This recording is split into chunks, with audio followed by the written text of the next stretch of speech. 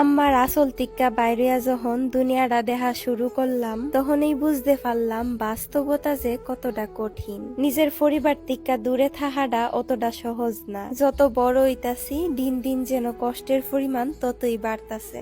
আসসালামু আলাইকুম, কেমন আছেন সবাই? আমার আজকে আপনার কাছে একটা প্রশ্ন আছে। আপনি ঘরের কততম সন্তান? আমি তো ঘরের সব থেকে ছোট্ট সদস্য, যারে সবাই অনেক আদর করে ভালোবাসে। যখন আমি বাড়িতে আসিলাম আমার আম্মা আমারে নলা তুইলা ভাত খাওয়াইতো, রান্না ঘরে তো ঢুকতেই দিত না। তবুও আমি জোর করে হইলেও আম্মারে কামের মধ্যে হেল্প করতাম। ওহন এই দিনগুলা অনেক বেশি মনে পড়ে, কারণ ওহন চাইলেই আর আম্মার হাতে নলা তুইলা ভাত খাইতে পারি না। আগে আমি আম্মারে সারাদিন ওই আম্মা আম্মা কইরা জ্বালাইতাম, কিন্তু ওহন আর ইচ্ছা করলেই আম্মারে কাছে পাই না। যখন এই পরিবার থেকে দূরে আইছি আস্তে আস্তে নিজের সব কাম নিজে নিজে গুছানো শুরু করছি। এমনকি আমার মতো আদরি অলস মেয়েটাও অহন নিজের হাওন নিজে বানায় আহা। বাস্তব